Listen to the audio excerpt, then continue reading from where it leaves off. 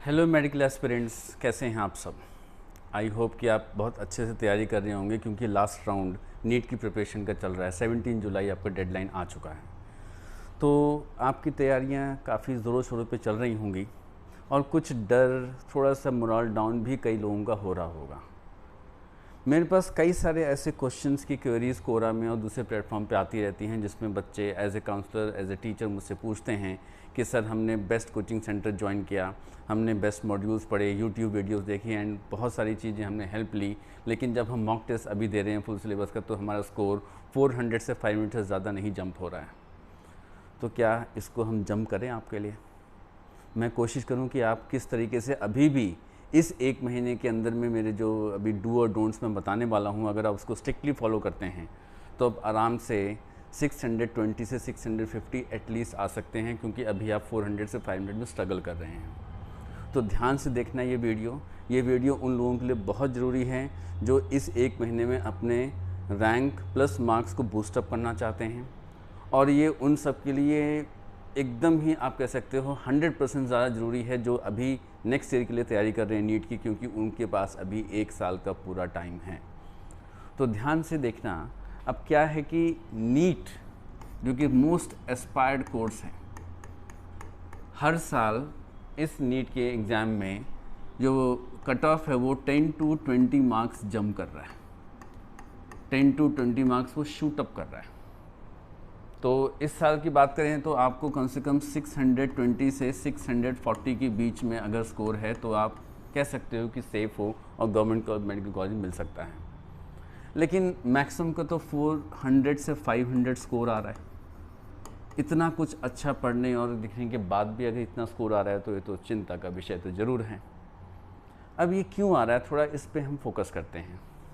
ध्यान से देखना, शायद आप में से इसका कोई रिलेशन आ रहा हो। अब इसमें जो सिलेबस होता है वो बायोलॉजी, केमिस्ट्री और फिज़िक्स है। मार्क्सिंग स्कीम आप सबको पता है, 50% सिलेबस बायो का है जो कि 90 क्वेश्चंस हैं, 50% इन दोनों का है जो कि मिला के 90 क्वेश्चंस हैं, और मेरिट जो है बिना बायो के बन नहीं सकती। अब ये 400 से 500 क्यों आ रहा है मैं बताता हूँ। हालांकि मैं आपको जानता नहीं हूँ, लेकिन मुझे पता है कि यही हो रहा होगा। मैक्सिमम स्टूडेंट्स, मैक्सिमम क्या 90% से ज़्यादा स्टूडेंट्स जो मेडिकल की तैयारी कर रहे हैं, चाहे 11th-12th में रहते करें चाहे उसके बाद ड्रॉप करके करें, वो फिजिक्स केमिस्ट्री को ज़्यादा इंपॉर्टेंस देते हैं थ्रू आउट ईयर। इसमें वो इतना ज़्यादा इंपॉर्टेंस देते हैं कि ये डिफरेंट मॉड्यूल्स को पकड़ लेते हैं, डिफरेंट यूट्यूब प्लेटफॉर्म पे चले जाते हैं, बहुत सारी वीडियो देखते रहते हैं, पूरी साल यही पढ़ते रहते हैं बेस्ट टीचर से, बेस्ट कोचिंग में। लेकिन बायो के लिए थोड़ा बियास्ड बिहेवियर फॉलो करते हैं। बायो उनको लगता है कि अपने आप हो जाएगा, वो अपने आप ही पढ़ते हैं। पढ़ते भी कहाँ से हैं? एनसीईआरटी के अलावा हर जगह से पढ़ते हैं। एनसीईआरटी ही फोकस नहीं करते हैं, जबकि सबको ये पता है कि 90 क्वेश्चंस के सारे क्वेश्चन एनसीईआरटी की लाइन से बन रहे हैं, एनसीईआरटी से लाइन से बन रहे हैं। और ये कोरा में अनगिनत क्वेश्चंस बच्चे ऐसे पूछते हैं कि हमें कहाँ से पढ़ना चाहिए। सबको पता है एनसीईआरटी से पढ़ना चाहिए, और एनसीईआरटी से बाहर से आप हर जगह से पढ़ते हैं, एनसीईआरटी से पढ़ नहीं पाते हैं। फिजिक्स केमिस्ट्री को ज़्यादा टाइम देते हैं, बायो को बिल्कुल टाइम नहीं देते। नतीजा, अगर मान के चलते हैं फिजिक्स केमिस्ट्री आप अच्छा भी कर रहे हैं, और आप अच्छा करते करते आउट ऑफ 360 इसमें से अगर आप 250 से 300 भी ले आते हैं, तो बायो तो उतना एफर्ट किया ही नहीं है, अपने आप पढ़ा हुआ है। हो सकता है गलत गाइडेंस दे दी हो किसी ने, एनसीईआरटी से भी नहीं पढ़ा है, मॉड्यूल और सब कुछ देख करके एग्जाम्पल्स कभी प्रैक्टिस नहीं करी है। तो यहाँ पे भी एंड मोमेंट में क्या होता है कि आपके 200 से ज़्यादा स्कोर आ ही नहीं पाता है। नतीजा ये देखो, 500 के बीच में लटक गए। और अब जब मॉक टेस्ट देते हैं तो मॉक टेस्ट में भी लापरवाही पे कोई हद ही नहीं है, कोई सीमा ही नहीं है, जिसकी वजह से आपका ये स्कोर आगे बढ़ ही नहीं पाता है। करना क्या चाहिए, स्ट्रैटेजी सही क्या है? अभी भी टाइम है, बच्चों कर सकते हो। अभी सबसे पहली बात, सबसे ज़रूरी, क्रैश कोर्स, एक्स्ट्रा क्लास लेना, टीचर के साथ घंटों बैठना एक ही प्रॉब्लम को लेकर के, ये नहीं करना है। क्रैश कोर्स का मतलब क्रश कोर्स है।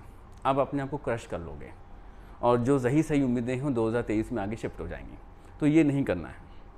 अभी जितना हो सके आप मॉक टेस्ट में जाइए, और मॉक टेस्ट को दे करके रिजल्ट लेना कुछ नहीं है, उसका कोई फ़ायदा नहीं है। ऐसे मॉक टेस्ट को ना ही दो तो अच्छा है, क्योंकि अगर आप 3 घंटे 20 मिनट का मॉक टेस्ट दे रहे हो और उसके बाद उसमें कम से कम 2 से 3 घंटे का सेल्फ एनालिसिस नहीं कर रहे हो, तो मेरी बात मान के रखना, आप जहाँ से पढ़ लो, जितना बजे अच्छा पढ़ लो, मॉक टेस्ट जिस भी अच्छे प्लेटफॉर्म से दे दो, आपका रिजल्ट बदलेगा नहीं, वो वहीं का वहीं रहेगा। थोड़ा नीचे हो सकता है, ऊपर जाने का कोई चांस नहीं है।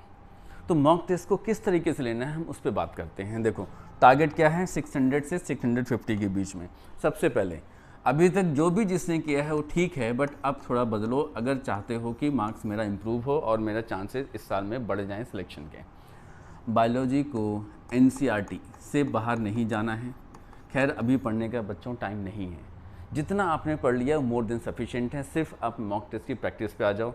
जब आप 90 पहले जब क्वेश्चंस करो MCQ लेवल पे मॉक टेस्ट में, तो सीक्वेंस रखो बायोलॉजी, केमिस्ट्री एंड फिजिक्स, क्योंकि यही सीक्वेंस आपको अगर टाई होता है तो इसी सीक्वेंस के हिसाब से आपका सिलेक्शन भी होगा। जैसे जैसे मार्क्स कम आते जाएंगे उस सेम नंबर पे कई बच्चे उसमें आते रहेंगे। जैसे मार्क्स ऊपर जाएंगे आप फिल्टर होते जाओगे, आपको बेस्ट कॉलेज मिलेंगे। तो जितना मार्क्स नीचे आता है वो सैचुरेशन लेवल बढ़ जाता है। तो उसको अवॉइड करना है, तो सबसे पहले सीक्वेंस याद रखना है, बायोलॉजी, केमिस्ट्री एंड फिजिक्स। अगर टाई अप होता है तो जिसके बायो में सबसे ज़्यादा है सिलेक्शन होगा।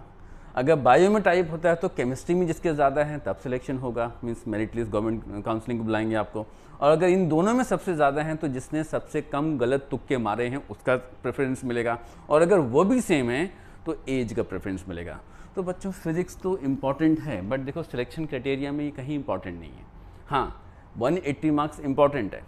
अब इसी 180 मार्क्स को पूरा लेने के लिए बच्चे क्या करते हैं, 360 मार्क्स का कॉम्प्रोमाइज़ कर जाते हैं, जिसकी वजह से वो टॉपर की में तो सोचते हैं टॉपर आना है, लेकिन वो मिनिमम मार्क्स को भी स्ट्रगल करते रहते हैं। ये नहीं करना है, ये डोंट में है। और जो ऐसा कर रहा है पूरे साल में थोड़ा रिवाइज करना अपने पूरी प्रिपरेशन को, क्या इसमें आ रहे हो।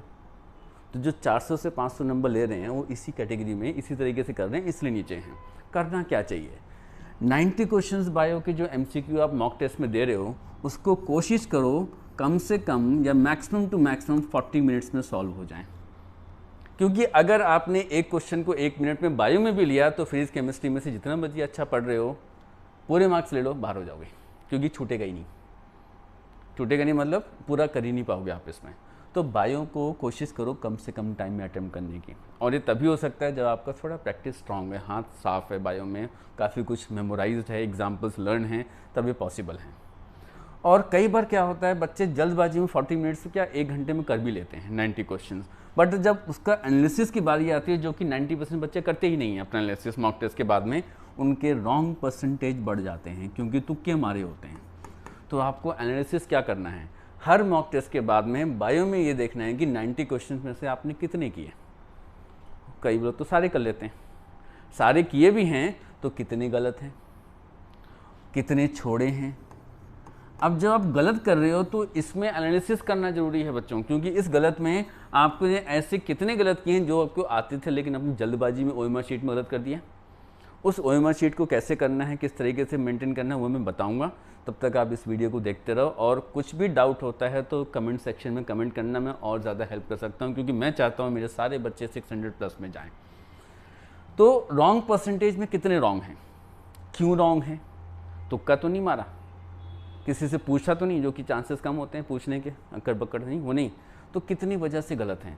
तो अब आपको क्या करना है, पूरा सिलेबस नहीं पढ़ना है, रिवीजन का टाइम अभी नहीं है, जो गलत हैं उसको दोबारा से देखना है जा करके, और कितने % गलत हैं उस चैप्टर को जाके देखना है कि मेरे इन चैप्टर में मेरे गलत हैं, तो उस चैप्टर को थोड़ा शॉर्ट में और अच्छे से पढ़ लो। यही तरीका है जो आपको अभी बूस्टअप करेगा। पूरा सिलेबस पढ़ने का टाइम नहीं है, रिवीजन करने का टाइम खत्म हो चुका है, मॉक टेस्ट के जरिए ही आप आगे जा सकते हो।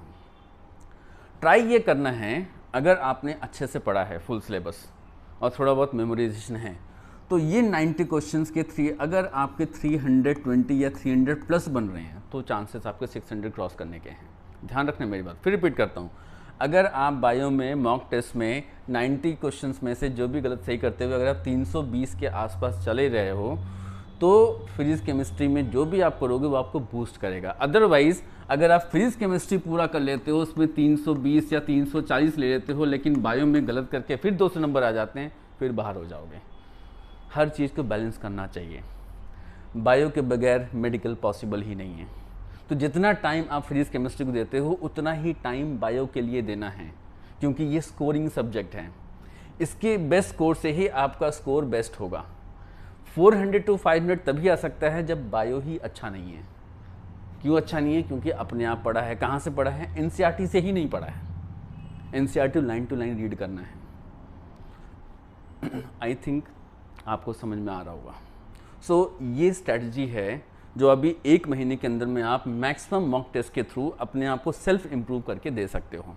अगली वीडियो में आपको बताऊं किस तरीके से टाइम को मैनेज करना है, जो 3 घंटे 20 मिनट उसको कैसे आपको यूटिलाइज करने हैं कि आपके पास पूरे क्वेश्चन जितने आपको आते हैं करने के बाद कम से कम 20 मिनट बच जाए, जिसकी वजह से आप ओएमआर को चेक करो। तो नेक्स्ट 15 to 20 डेज़ में आपको ऐसी ही टिप बताता रहूँगा। ध्यान से देखना है, कमेंट्स करना है। कमेंट इसलिए कि टाइम पास नहीं, आपको क्या प्रॉब्लम है कमेंट करो, मैं उसकी बेसिस वीडियो बनाऊंगा, इससे कहेंगे आपका इम्प्रूवमेंट हो। Better late than never.